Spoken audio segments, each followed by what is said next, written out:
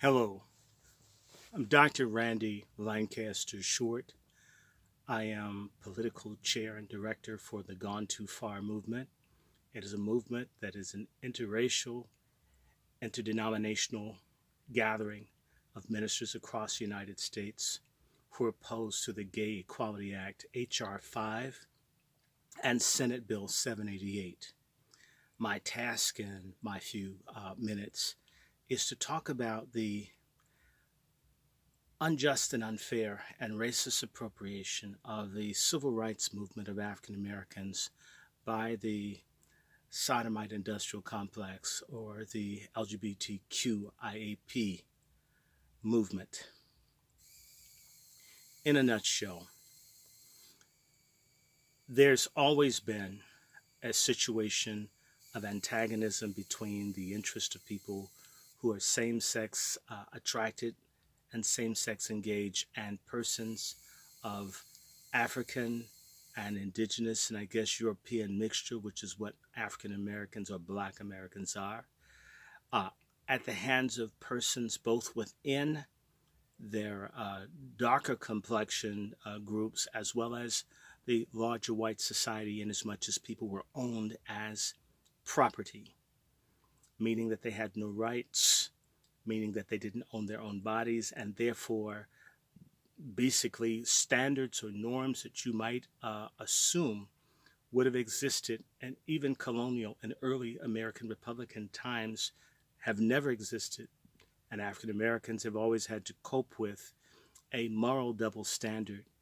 Now, right with the LGBTQ onslaught, this started in particular in earnest in the 60s with the Mattachine Society and the Daughters of Bilitis in the middle 60s, seeing the successes of African Americans at getting civil rights and voting rights, decided to constitute themselves as a ethnic group in as much as they had a significant proportion of people in society, while it's not more than 5%, maybe even less than that, and African Americans are 12, 13, depending on who you ask, up to 14, 15%. There was an effort to hijack that.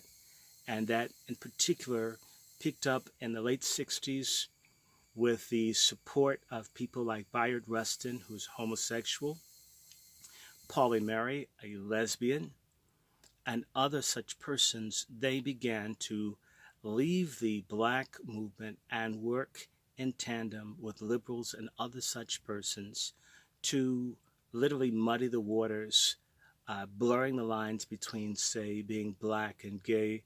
Um, I don't have the time to really talk about this succinctly, so many things I'm going to say are going to be generalizations. Please pardon me. If we can target a year, the late 70s, maybe 1979, therein 79, 80, when 81, when Benjamin Hooks, Reverend Dr. Benjamin Hooks, who was head of the NAACP, formally, because he was pressured by the LGBTQ movement, recognized the gay movement as part of a civil rights movement. This was furthered by the Leadership Conference for Civil Rights, which is now called the Leadership Conference for Civil and Human Rights. And the Leadership Council for Civil and Human Rights is effectively an umbrella group with the unions and all sorts of civil society groups, including the ACLU, NAACP, Urban League, Gay Majority, Feminist Majority, and unions. And this is where this gay as the new black movement took a major turn in the early 80s. And we've seen this accelerate in particular under the presidency of the former number 44, Barack Hussein Obama. This movement makes light of the immutability of race, or should I say your ethnicity, your skin color, your lips, your nose, your eyes, your heritage, uh, as a means to almost take that and the people's years of suffering and struggling and turn that into basically a sodomite block party, a winner take all, where very well funded, often predominantly rich white homosexuals have literally taken the moral authority, taken the legacy of blacks in particular, in as much as we have a considerable number of people who were killed, assassinated, jailed, and taken that and used that as a leverage to advance themselves.